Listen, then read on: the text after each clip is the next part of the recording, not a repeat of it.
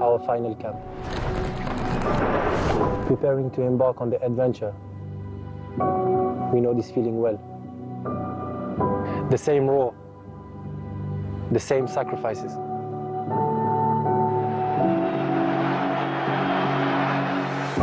And every drop of sweat shed for this shirt over the years. We have never bowed down, and we were masters in every battle.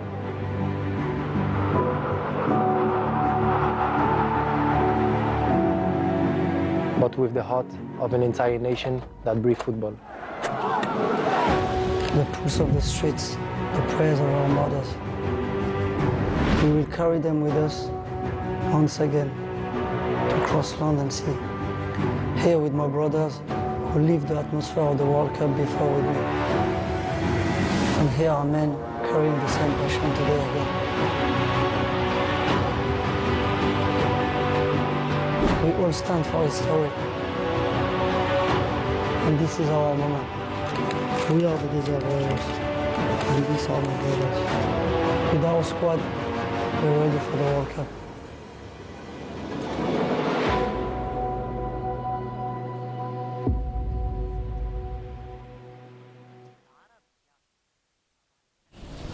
Madame, Monsieur, bonsoir. On est à moins d'une demi-heure du coup d'envoi de la 23e Coupe du Monde.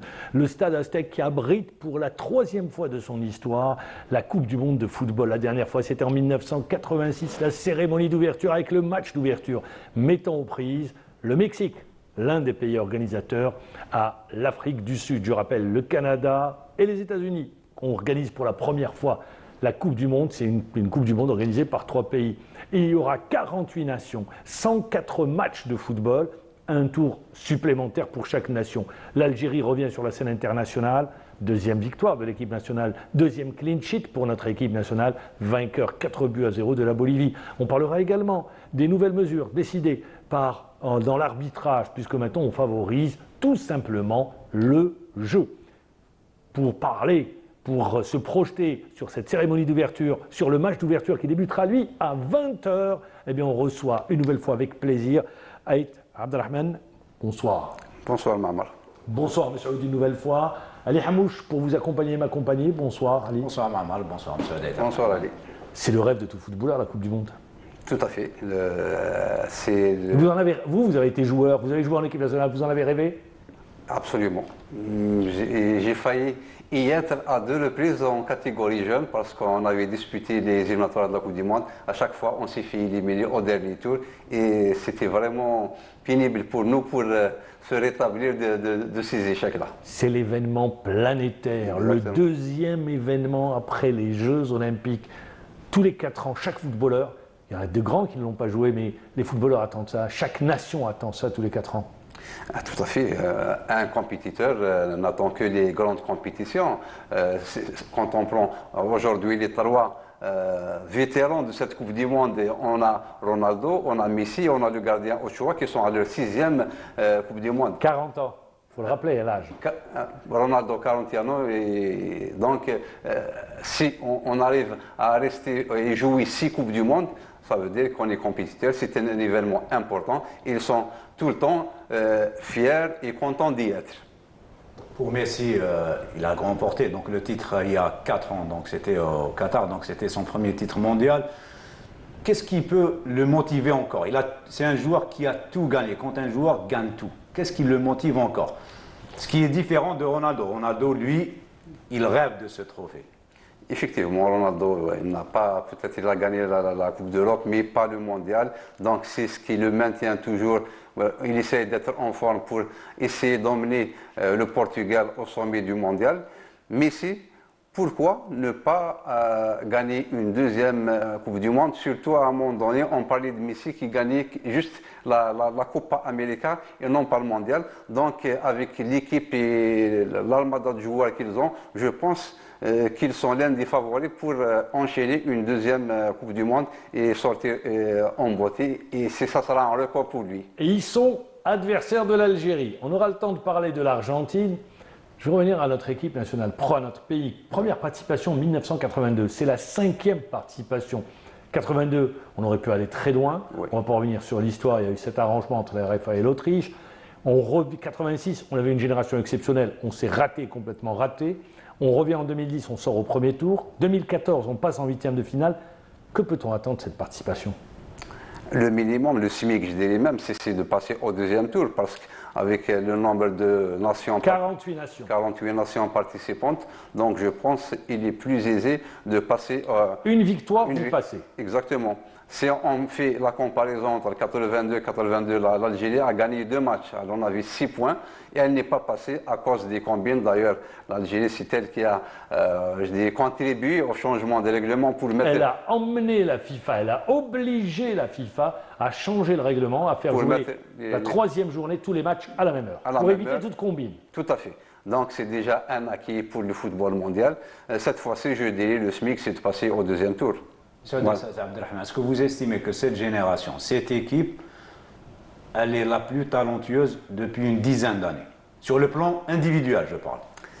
Moi, vous savez, je n'aime pas aller beaucoup sur les comparaisons parce que chaque génération... En termes de richesse d'effectifs.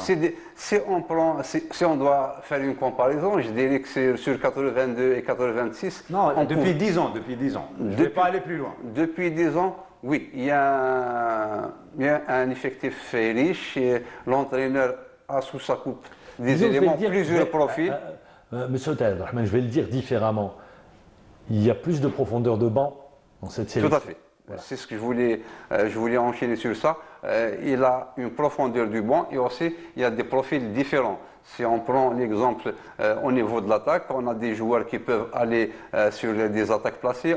On a des joueurs qui, Amoura, sur contre-attaque, lui et Hadja Issa, ils peuvent aller percuter rapidement. On a Guili qui peut sortir, faire des décrochages rejoués. On a Ben Bouali, la nouvelle recrue de l'EN. Donc c'est quelqu'un qui peut faire pressing précieux, qui peut faire le travail que faisait Slimani ou Boundiah. Donc on a des profils différents au niveau de l'attaque et c'est ça la richesse, non seulement du banc, mais on peut changer même de style ou de manière d'opérer pendant un match. Ça, c'est disons, le spectre qu'offre cette équipe à l'entraîneur national en termes de système de jeu ou d'animation durant une rencontre de football. 2 matchs, 2 clean sheets. Le défenseur que vous êtes, qu'est-ce que vous dites? Que vous avez été, pardon. Si on prend juste le résultat... Pourquoi je dis 2 clean sheets? Les Pays-Bas, victoire 1-0, ouais. La Bolivie, 4-0. Donc si on prend juste le résultat comme ça, on n'a pas de but, c'est très important, c'est bon pour le moral. Mais si on revoit le match surtout de la Hollande, même si on n'a pas pris de but, mais il y avait beaucoup de failles. Sur la première mi-temps. Beaucoup plus en première mi-temps. Si on prend le nombre d'interventions de Lucas Zidane, c'était 7 ou 8 interventions en première mi-temps, donc ça fait beaucoup. Et quand on joue en bloc bas, généralement, on n'a pas le droit de laisser passer pour l'intervention du gardien. Or, cette fois-ci, Lucas Zidane... L'animation défensive nous a posé des problèmes sur la première mi-temps contre les Pays-Bas, et en avant, notamment dans l'axe. C'était pas l'animation. L'animation, moi, je dirais qu'elle était intéressante et elle était bonne. C'est sur 3 ou 4 erreurs techniques individuelles et sur, je dirais, des transitions très rapides de l'équipe des Pays-Bas. Ils nous ont mis en difficulté. Ils nous ont mis en difficulté. Par contre, notre transition, elle était très lente, ce qui a fait qu'on a été mis en difficulté. Si on revoit ces choses-là... Ça, c'est la première mi-temps. Oui. En deuxième mi-temps, c'était différent. Il y a eu ce deuxième match contre la Bolivie qui s'est joué la nuit dernière. Victoire 4-0 de l'Algérie.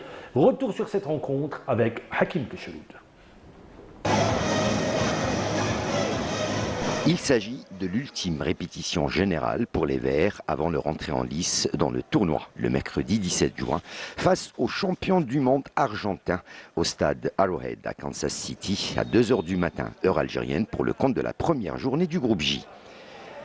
Une première période où les coéquipiers du capitaine Riyad Mahrez ont trouvé quelques difficultés à déstabiliser une équipe bien en place.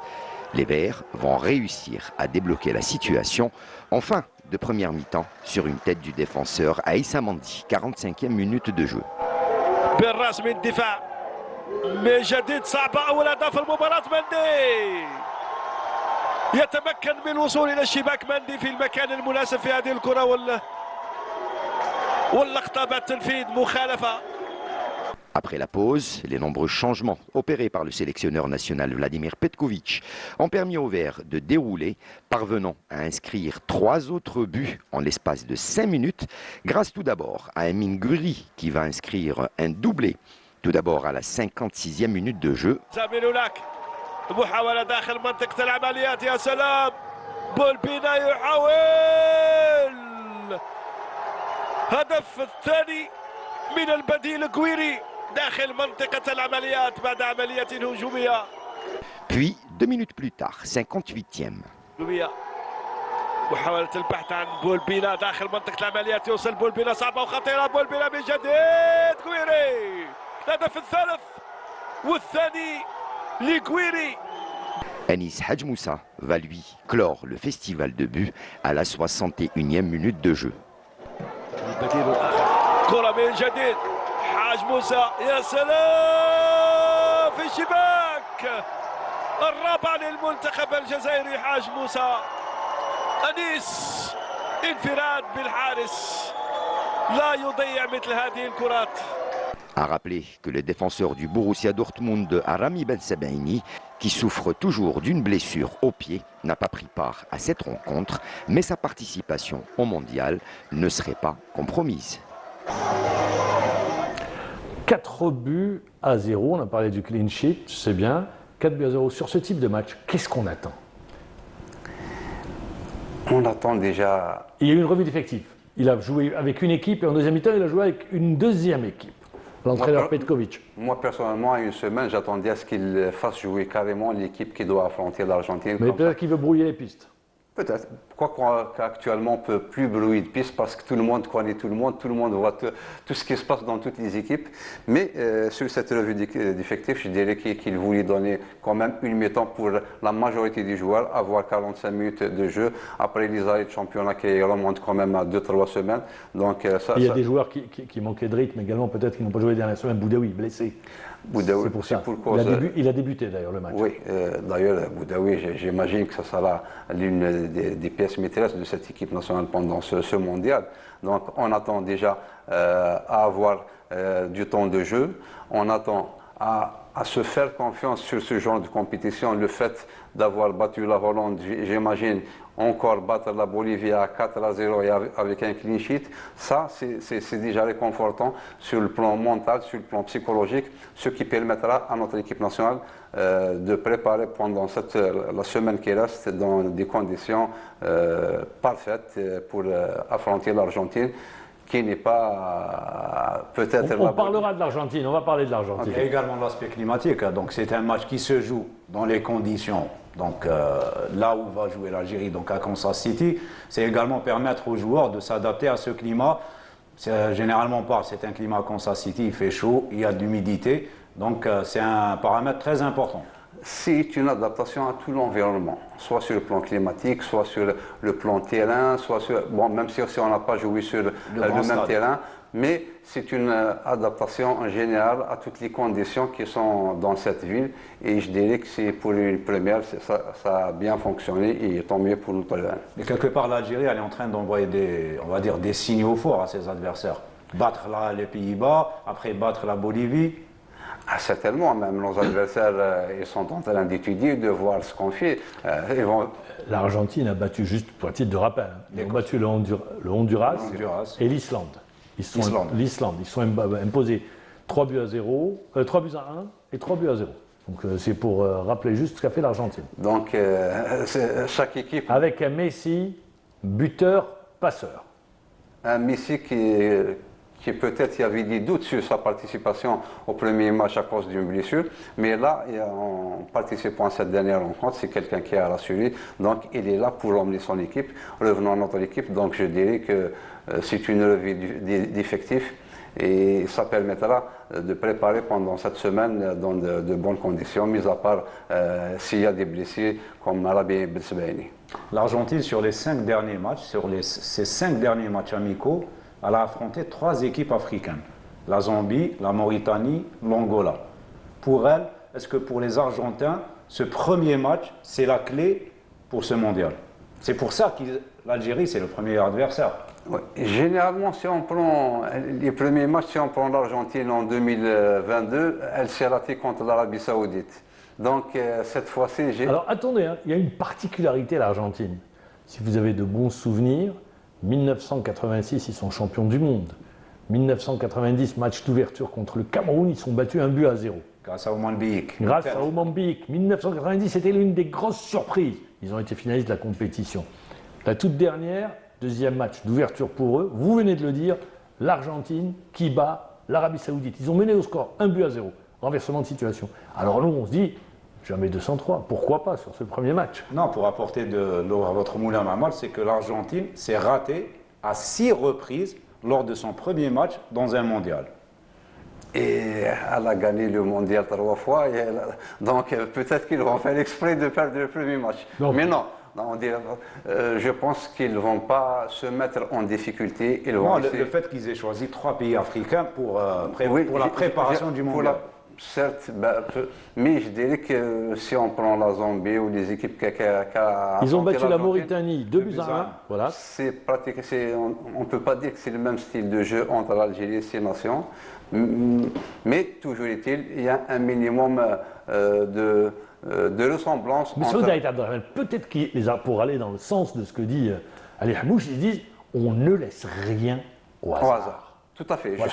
Là, je suis tout à fait d'accord. Parce qu'ils vont prendre en considération la dernière Coupe du Monde. Sur le premier match, ils ont été mis en difficulté. D'ailleurs, ils sont passés difficilement au second tour. Par la suite, la machine a été huilée et commencé à remonter crescendo jusqu'en finale. Cette fois-ci, ils veulent commencer en force carrément, assurer dès le premier et deuxième match pour permettre peut-être au troisième match une revue d'effectifs même eux et gérer toute la compétition et d'aller le plus loin possible. Alors, oui, allez-y. Je voulais revenir tout à l'heure sur le point par rapport à la défense. Sur ces 2 derniers matchs, donc face à la Bolivie et aux Pays-Bas, c'est une défense avec un axe, avec 2 joueurs, les 2 derniers matchs. Alors qu'habituellement, Petkovic avait opté pour un axe avec 3 joueurs. Est-ce que face à l'Argentine, pour vous, ça sera avec 2 joueurs ou avec 3 actions? Petkovic, il est imprévisible. Mais si on doit, personnellement, c'est quand je vois l'Argentine, je vois peut-être les failles qu'on a constatées lors du match. Et quand je regarde l'attaque de l'Argentine, absolument, l'attaquant de l'Inter, l'attaquant de l'Atlético Madrid, Messi derrière, vous dites bon. Meilleure maîtrise technique, c'est des joueurs qui peuvent faire l'exploit individuel. Contrairement peut-être à la Hollande qui n'ont pas osé aller au duel 1 contre 1, les Argentins vont faire ça. Personnellement, je préférerais qu'on joue avec 3 axiaux et 2 latéraux. Comme ça, on va réduire les espaces pour cette attaque argentine qui est vraiment explosive, redoutable, technique. Donc, elle peut faire beaucoup mal à notre équipe nationale. Mais bon, chaque système ou chaque façon de faire a ses avantages, ses inconvénients. Peut-être on va sacrifier un attaquant si on doit choisir d'aller jouer avec 5 défenseurs. Mais moi, personnellement, si je dois choisir, je dirais 5 défenseurs. L'erreur à ne pas faire, parce que je le rappelle, on est à moins d'1 semaine du match. Il se jouera dans la nuit de mercredi à jeudi à 1h du matin. L'erreur à ne pas faire pour notre équipe nationale.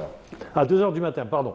L'erreur à ne pas faire. La nuit du mardi au mercredi, normalement. Non, c'est le 17. 17, donc c'est la nuit du mardi au mercredi. Du mardi au mercredi. On a le décalage déjà. Voilà. Il faut s'adapter au décalage. On essaye. Ouais, la nuit du mardi, vous avez entièrement raison. Donc, l'erreur à ne pas faire, bon, j'imagine que l'entraîneur et les joueurs sont conscients, malgré la victoire contre la Hollande, et il faut garder les pieds sur terre, il faut préparer l'Argentine et la Hollande, ce n'est pas la même chose. Donc, je dirais qu'on doit jouer sur nos forces, nos qualités, essayer de protéger d'abord, ne pas prendre de but, essayer de partir sur des contre-attaques pour aller essayer de faire mal à cette équipe argentine qui, au fur et à mesure que les minutes peut-être passeront, ils vont essayer d'aller de l'avant, essayer de découvrir. Si on ouvre le jeu, on essaie de faire jeu égal, ça sera difficile. Donc jouons sur nos forces. Sur nos qualités. Nos qualités sur nos forces. Quelles sont les failles de cette équipe sélection argentine? Elle en a. Certainement, mais chaque équipe a ses forces et ses faiblesses. Peut-être on dira les grandes lignes, mais les détails, il faut vraiment aller visionner des matchs pour aller vraiment dans le détail. Je dirais que c'est une équipe qui est favorite, sur le plan mental d'abord. C'est une équipe favorite, c'est une équipe qui va essayer de ne pas reproduire l'entame de 2022, donc qui va essayer de gagner ce match. De gagner le premier match, donc elle va essayer de mettre la pression, d'aller de l'avant.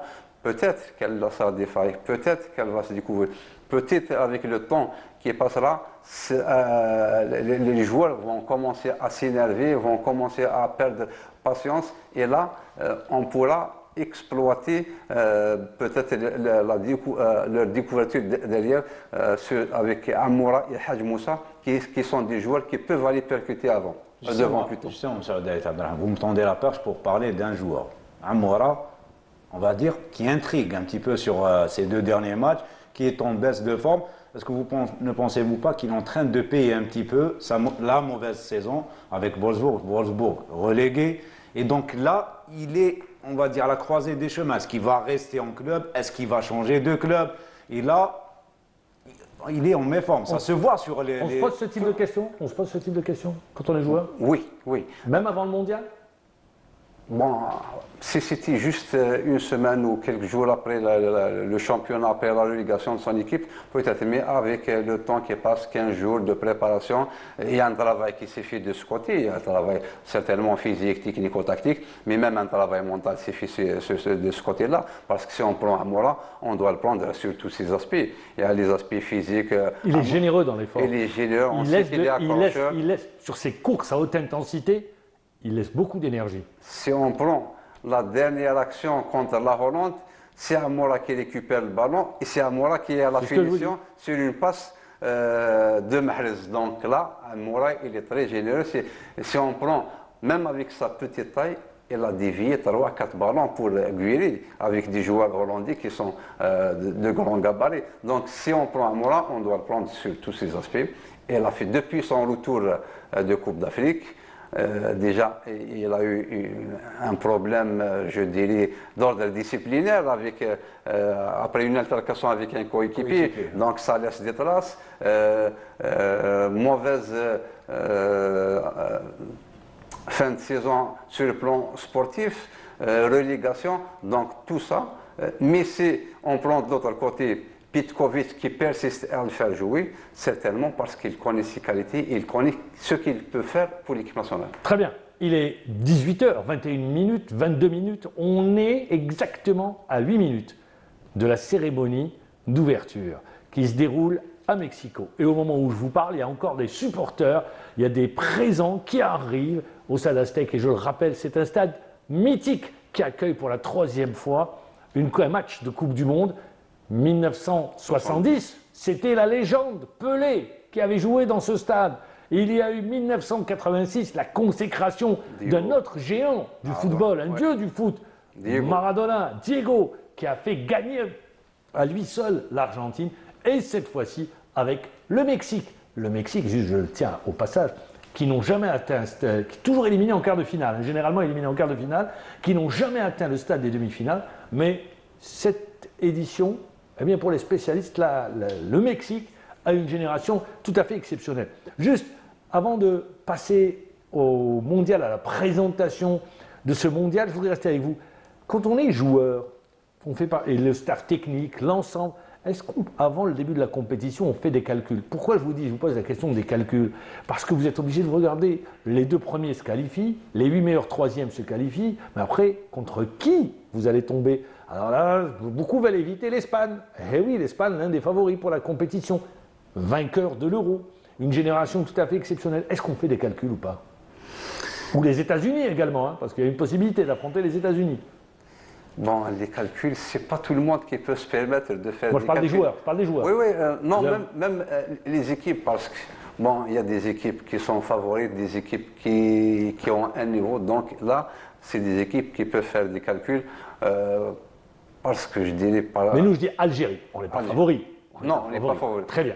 On n'est pas favoris. Certainement qu'il y a des calculs à Il y a faire. on fait des calculs, les joueurs se parlent entre eux. Ouais, je vous parle, vous, les sensations, pour parler des sensations un peu. Oui, après le tirage au sort, quand on voit le groupe dans lequel on est... Je rappelle, Argentine, Jordanie, Autriche. Oui, tout à fait.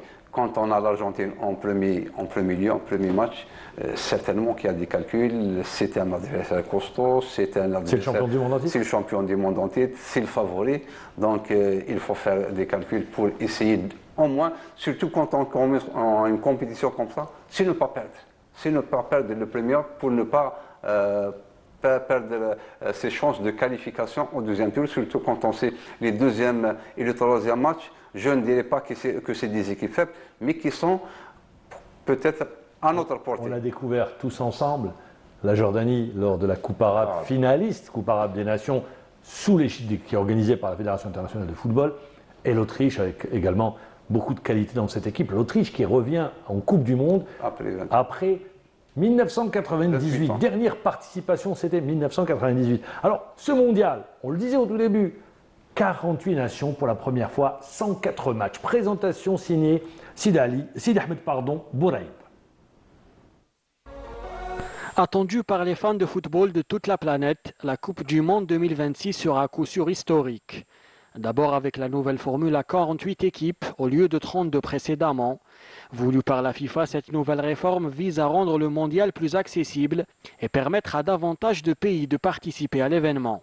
Désormais, on aura droit à 12 groupes de 4 avec les 2 premiers et les 8 meilleurs troisièmes qui passent en 16e de finale. Au total, 104 matchs seront joués en un peu plus d'un mois. Autre nouveauté, l'organisation sera assurée par 3 pays, le Canada, les États-Unis et le Mexique. Ce dernier deviendra le premier pays à accueillir 3 Coupes du Monde après 1970 et 1986. Aussi, grâce à l'augmentation des nombres de places, plusieurs pays découvriront la Coupe du Monde, à l'instar du Cap-Vert, de la Jordanie, de l'Ouzbékistan et Curaçao. D'autres feront leur grand retour après plusieurs décennies comme l'Irak et la RD Congo. Pour l'Afrique, cette réforme permet au continent de passer de 5 places à 10. Une juste récompense pour le football africain qui a beaucoup évolué. Hormis le Cameroun et le Nigeria, tous les autres poids lourds seront bel et bien présents. Pour cette édition, 16 stades ont été retenus. 11 aux États-Unis, 2 au Canada et 3 au Mexique. Avec un match d'ouverture à Mexico et une finale à New York, les meilleurs joueurs du monde se feront face pour soulever le plus beau des trophées.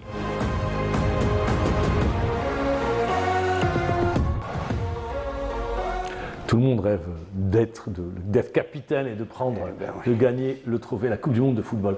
48 nations. Alors, bien évidemment, on a parlé de l'Argentine, mais on va se projeter également. Pour vous, M. Daït Abdelrahman, les favoris pour vous? Les habituels? L'Argentine, oui, le Brésil, l'Espagne, France, Portugal, Brésil, je dirais Allemagne. L'Allemagne? Mais l'Allemagne ne fait plus rien au niveau international depuis des années. Sorti au premier tour. C'est ça, oui. Il y a certains spécialistes, même pour le Brésil, c'est un outsider cette fois-ci. Même le Brésil qui n'a plus gagné Le Brésil et l'Allemagne, c'est des outsiders. Mais sinon, l'Argentine, l'Espagne, la France, le Portugal, toutes ces nations. Le Portugal qui n'a jamais gagné de Coupe du Monde. Oui. Le Portugal dont le premier trophée remonte à 2016. Ils ont 1 euro et 2 Ligues des Nations. Voilà le palmarès du Portugal.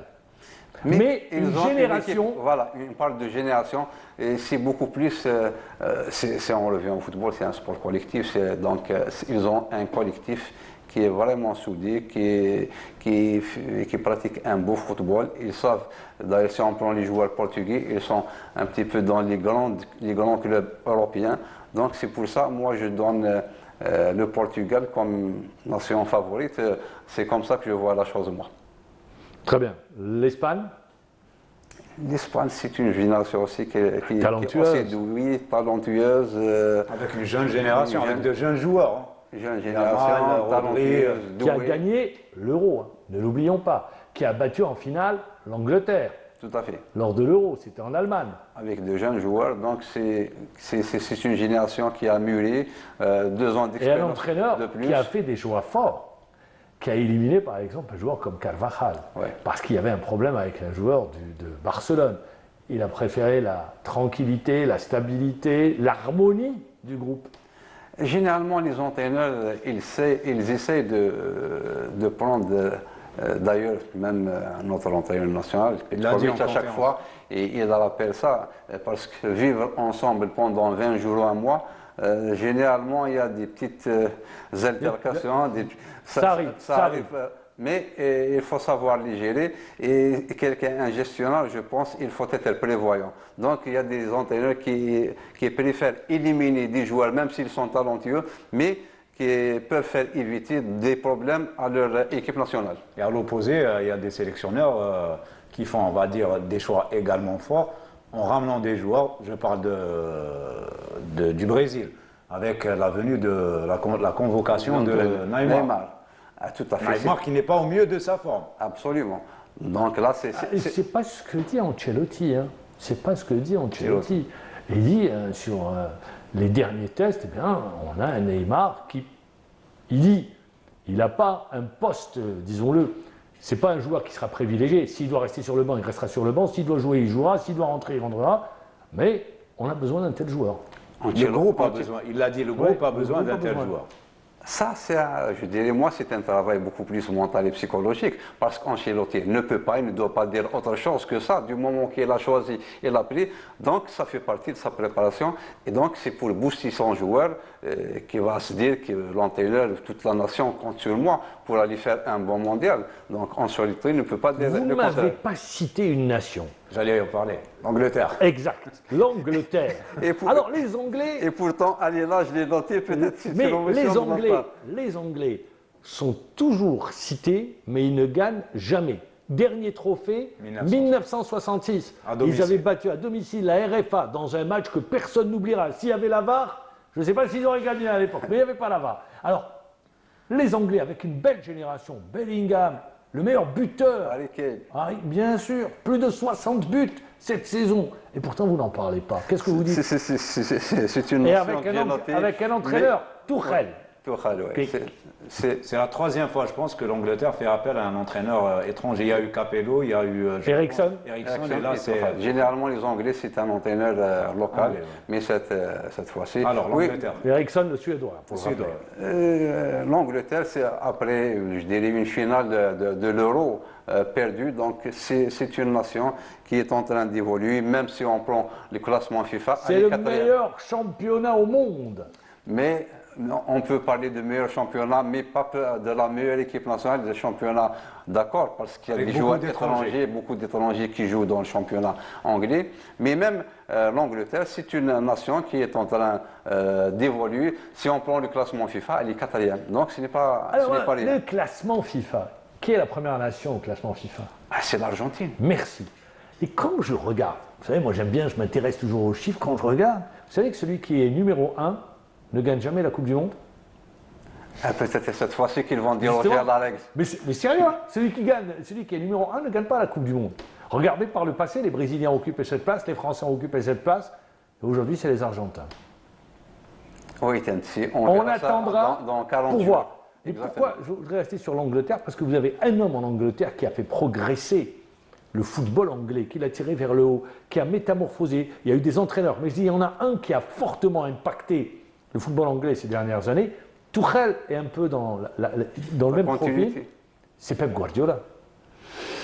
Oui, c'est. On n'est plus dans le football anglais physique, je vais les kick and rush. contacts. Oui, and rush. le kick and rush, on n'est plus dans ça. J'en dis, c'est réfléchi, ça joue, attaque placée, avec fin de technicien. Non, si on prend les dernières 15, 20 années, il y Mais je vous a ai un dit, changement il y radical. a des entraîneurs qui ont fait progresser. Wenger a fait progresser. C'était l'un des premiers. Et Mais je pense actuellement, que Pep, Arteta est en train de faire.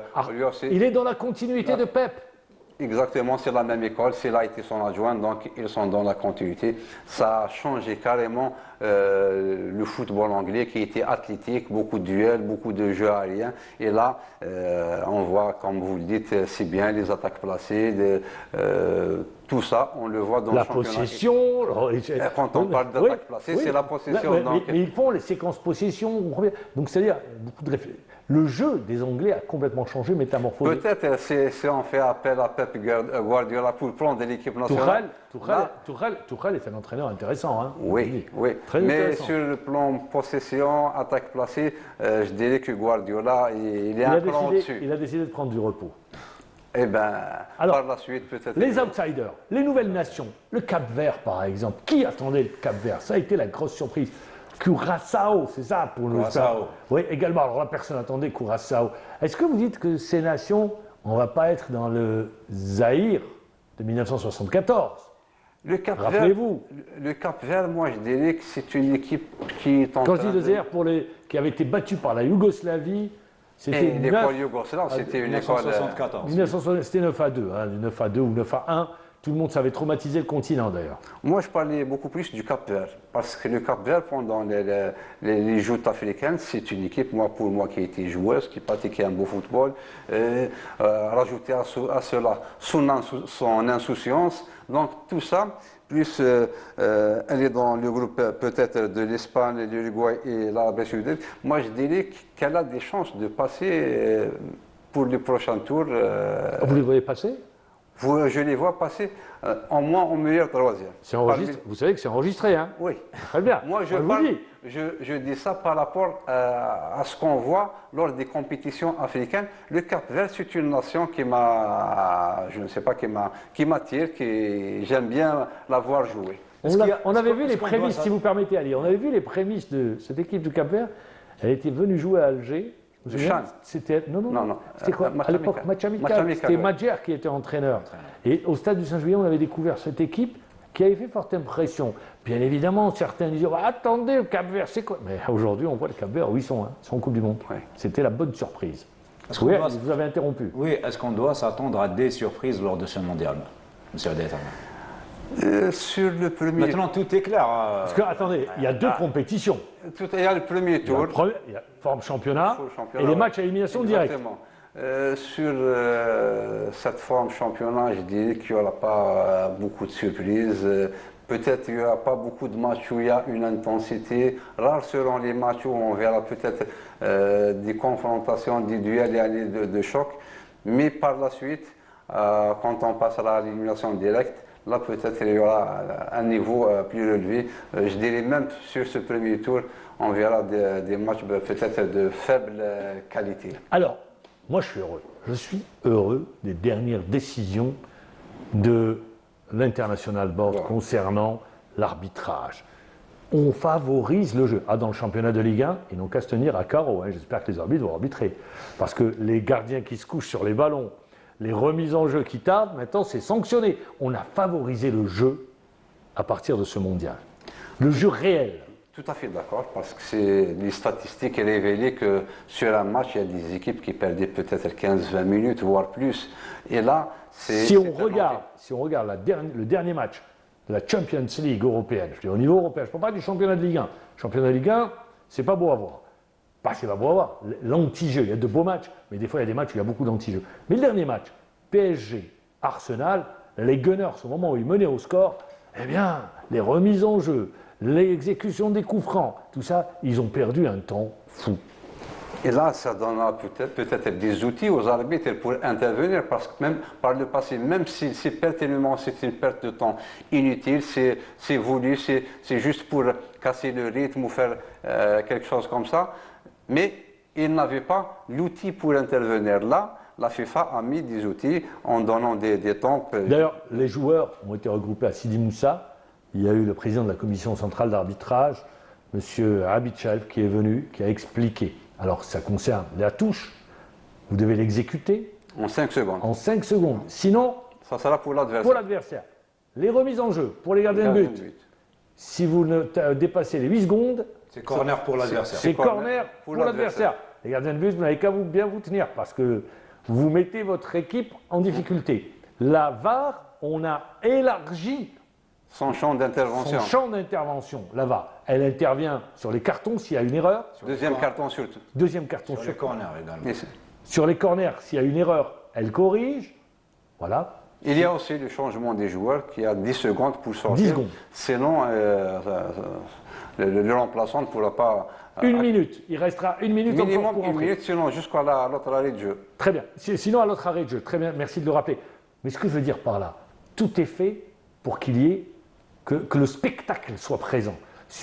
Qu'on ait du jeu au lieu des arrêts, que ça soit haché, qu'il y ait de la tricherie, de l'anti-jeu. D'ailleurs, même pas pour la suite, maintenant peut-être les équipes, les nations se sont préparées pour ça, mais pour la suite, même les équipes qui mènent au score n'auront plus à utiliser ces pertes de temps pour essayer de maintenir les résultats. Ils doivent travailler sur autre chose. Peut-être qu'ils vont travailler sur la possession. C'est des séances d'entraînement qui vont enrichir la façon ou la manière de conserver le ballon pour essayer de conserver un résultat au lieu d'aller à chaque fois Et les contestations, Carton rouge sur les contestations. Les joueurs de Ligue 1 sont avertis. Il va falloir que les joueurs de Ligue 1, qu'on leur mette des arbitres pour leur faire des cours. Notre Ligue. La Ligue 1, oui, bien évidemment. Moi, je parle de notre Ligue 1. Non, normalement, chaque année, ils le font. Oui, chaque année, ils le font. Parce qu'il y a le mondial et il y a l'après-mondial. Où justement, ces décisions vont être appliquées dans les différents championnats. Et donc, à partir de là, nos joueurs doivent se tenir à KO. Parce que Pensez football. Pour les contestations sur notre championnat, on a la palme d'or. Exactement, la palme d'or. Donc, les joueurs sont avertis pour la saison prochaine et pour la suite des championnats. Pour rester sur ces nouvelles règles d'arbitrage, ne pensez-vous pas qu'elles devaient être appliquées au préalable, c'est-à-dire sur certains championnats, pour permettre que les joueurs arrivent en Coupe du Monde préparés à ces nouvelles règles? Peut-être qu'il aurait fallu faire ça une année avant la compétition, oui, d'accord. Mais pour les équipes qui favorisent le jeu, si on prend l'Espagne, si on prend le Portugal, l'Argentine, c'est des équipes joueuses. Elles n'auront pas de problème avec ça parce qu'elles sont habituées à aller jouer. Mais par contre, les équipes qui ont l'habitude de tricher, je dirais ça comme ça, qui ont l'habitude de recourir à ces pertes de temps, peut-être là, elles ont des petits problèmes. Je pense par exemple à des équipes comme, c'est pas avec tout le respect, hein, mais c'est leur manière d'être. Ils sont formés de cette manière. L'Uruguay, par exemple. Bon, les Italiens, ils ne sont pas là, parce que c'était avant leur spécialité.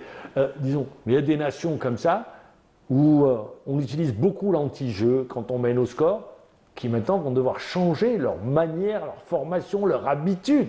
Ça va changer longtemps. Mais ça va changer, bien évidemment. Mais on parle d'un spectacle. Donc pour le spectacle, nous, on est content que ça soit là aujourd'hui pour essayer de voir peut-être un meilleur spectacle qu'avant. Alors, on va revenir à notre équipe nationale. Premier match, on l'a dit, dans la nuit de mardi à mercredi, j'ai bien retenu, ça sera à 2h du matin face à l'Argentine. Alors, on ne va pas faire le scénario catastrophe, mais sur un match, c'est le premier match, l'Argentine, grand favori de la compétition, vous l'avez cité. Même si on perd, il ne faut pas tout remettre en cause, tout jeter, parce qu'il reste encore 2 autres matchs, il ne faut pas l'oublier. Non, non, mais je le dis, parce que on est, vous savez, nous, soit on aime, soit dès que ça ne va pas, on dit non, rien ne va plus. Non, on ne peut pas dire que ça ne va plus en équipe nationale parce qu'on voit les choses qui fonctionnent correctement. Depuis peut-être l'arrivée de Petkovic, moi, depuis sa venue, peut-être je dirais qu'un seul reproche, c'était lors du match contre le Nigeria en Coupe d'Afrique. Sinon, pour le reste, je dirais qu'il a bien géré la situation sur les changements, sur la gestion du groupe. Et pour le match d'Argentine, même si l'Argentine, elle est un cran au-dessus, elle est favorite et tout, mais on n'a pas à faire profil bas pour aller l'affronter ou aller. Non, moi ce que je veux dire, le scénario, on peut perdre 1-0, c'est pas tout remettre en cause, il reste encore 2 autres matchs, et en plus une victoire vous qualifie. Justement, pour ça, lui, il est préparé pour gérer une compétition et non pas un match. Et ça, il le transmet aux joueurs lors des briefings et tout ça. Et ça fait partie de la préparation du groupe pour cette compétition. Moi, je dirais l'idéal serait de ne pas perdre. Bien évidemment, ça c'est tout ce qu'on souhaite. Si on doit perdre, ça fait partie du jeu. Ça fait partie, on se prépare à tout, à une victoire, à une défaite et à un match nul. Même si on doit perdre contre l'Argentine, moi je resterai confiant pour aller passer au 2e tour. Vu la qualité d'effectif qu'on a, et sur les 2 matchs restants, on pourra au minimum gagner un match. Moi, personnellement, je suis confiant pour passer au deuxième tour. Celui de la Jordanie. Et même l'Autriche, moi, même si... Mais Saoud, justement, M. Abdelrahman, la Jordanie, parce que Ali vous dit la Jordanie. Moi, j'ai écouté, il y a des journalistes qui ont posé la question aux joueurs. Le match de l'Autriche, c'est un match revanche, 82. Il s'était arrangé avec la RFA à l'époque. 82 jusqu'à aujourd'hui. 44 ans. C'est une autre génération de joueurs. Sûrement, ils ont dû entendre parler de ce match. Mais est-ce que la nouvelle génération, ceux qui seront au mondial, vont avoir, avant ce match contre l'Autriche, en tête ce match Algérie, ils vont penser à une revanche, voilà, pour faire court. Même si ça doit être une revanche, ça sera une revanche sportive et pas autre chose. Sinon, comme vous le dites si bien, c'est 44 ans après, donc ces joueurs n'étaient pas encore nés, donc oui, ils ne savent même pas cette histoire, peut-être qu'ils l'ont su dernièrement. Mais et puis il y a un entraîneur et un staff pour préparer tout ça, parce qu'on ne vient pas du jour au lendemain dire bien voilà, il y a une histoire qui remonte à 44 ans, on doit prendre notre vengeance ou notre revanche. C'est beaucoup plus une bataille technico-tactique, ça va se jouer sur un terrain. Je ne pense même pas qu'ils vont réfléchir à ça. Donc ça sera beaucoup plus l'actualité, le contexte actuel, c'est de gagner pour passer au prochain tour. Pour la Jordanie, Maman le disait tout à l'heure, elle avait fait sensation en Coupe arabe, mais dès qu'elle est montée, on va dire, un cran dessus, elle ne convainc pas. Sur les 4 derniers matchs, aucune victoire. Défaite face à la Colombie, 2-0. Défaite face à la Suisse, 4-1. Match nul face au Nigeria, 2 buts partout. Et match nul face au Costa Rica, 2 buts partout. Dès qu'ils sont montés d'un cran... Défaite contre la Suisse, plus une petite indiscipline à l'intérieur du groupe, donc c'est un avantage. Je veux dire, sur le plan arabe, c'est vrai qu'ils sont, on va dire, ils ont été éblouissants sur la Coupe arabe, mais dès que c'est devenu, on va dire, sur le plan mondial, sur les 4 matchs, ils n'arrivent pas à convaincre. Même sur le plan Coupe arabe, certes, peut-être qu'ils ont fait bonnes prestations, mais pas au point d'aller peut-être s'opposer à notre équipe nationale si on arrive à maîtriser. Sur le papier, on est supérieur, c'est clair. Même sur le terrain, on le sera. Je pense qu'on est mieux que cette équipe de Jordanie. Avec tout le respect qu'on doit à la Jordanie. Non, je ne parle pas de la nation Jordanie, je parle d'équipe de foot. Non, je parle d'équipe de foot. Moi, je suis de ceux qui disent, mais vous, on le dit différemment, quel que soit l'adversaire, on doit le respecter. C'est-à-dire, parce que ne pas le prendre de haut, ça peut se retourner. Ce n'est pas le prendre de haut. On essaie de répéter déjà les 2 matchs qu'on a fait contre la Hollande et la Bolivie. Je pense qu'on sera beaucoup mieux que cette équipe. On a beaucoup d'éléments, d'arguments à faire valoir sur cette compétition. Si notre équipe, comparativement à la Jordanie, on peut varier le jeu, on peut jouer sur une attaque placée, on peut jouer en transition, on peut jouer sur... Parce que je rappelle, il a donné les résultats, il a donné les différents résultats des 4 matchs. Les Jordaniens, sur chaque match, ils ont pris des buts. Contrairement à nous, on n'a pas pris de buts sur les 2 matchs amicaux qu'on a joué dernièrement. Donc ça, c'est de bon augure. Et je dirais que notre effectif est beaucoup mieux que celui de la Jordanie. Moi, personnellement, ce n'est pas peut-être prendre cette équipe de Jordanie de haut, mais la confiance que j'ai en cette équipe qui me permet de dire ça. Alors, pour vous, c'est une équipe qui a le costume, ou disons qui est taillée pour passer en 8e de finale, en 16e de finale, pardon. Il y a un tour supplémentaire. Il y a une logique, il y a une réalité. Si la logique est vraiment respectée, je dirais qu'on passe à la... Pourquoi je reviens à cette question-là? C'est bien de l'entendre d'un ancien international qui suivait de près justement cette équipe, comment est-ce qu'elle a mûri, elle a grandi, elle revient sur la scène internationale. C'est bien de le dire et de rappeler que le potentiel est là. Maintenant, ce potentiel doit s'exprimer comme vous le dites. Tout à fait. Je pense que d'ailleurs, vous parliez tout à l'heure de la profondeur du banc et des profils de joueurs qu'on a. Tout ça pourra faire la différence entre nous et la Jordanie. Et c'est pour ça que je suis confiant pour notre équipe nationale pour passer au second tour. L'Autriche, c'est également, on va dire, pas mal comme sélection, avec des joueurs de qualité. À leur tête, David Alaba, le joueur du Real, c'est 33 titres. C'est 4 Ligues des Champions, donc entre le Bayern et le Real Madrid. Donc lui, c'est, on va dire, la locomotive de cette formation autrichienne, sélection autrichienne. Donc sur le plan effectif, il y a de la qualité aussi. Oui, il y a de la qualité, mais je disais, 24e au classement FIFA. je disais tout à l'heure, la profondeur du banc, la richesse de l'effectif, les profils de joueurs qui nous permettent de varier le jeu, tout ça. Et même nous, on a des joueurs qui jouent en Europe, dans des clubs quand même UP. Il y a un amalgame entre expérience, si on prend Mahrez, Mandé, Il reste Bentaleb. 3 joueurs de 2014. Vous les avez cités. Mandé, Bentaleb et Mahrez.